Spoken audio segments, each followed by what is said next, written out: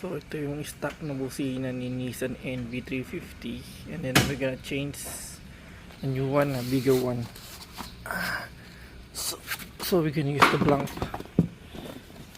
pot, no, na velocity, this one, no, and dalawa siya.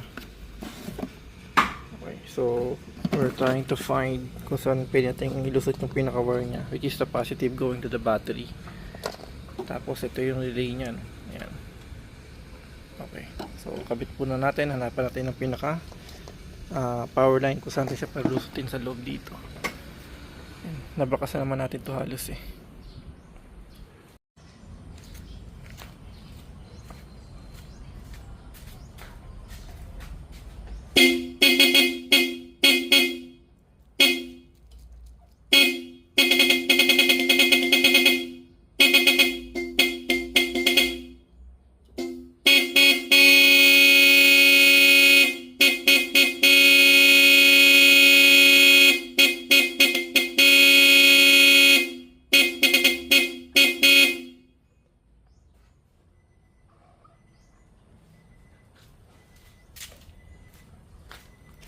Nice.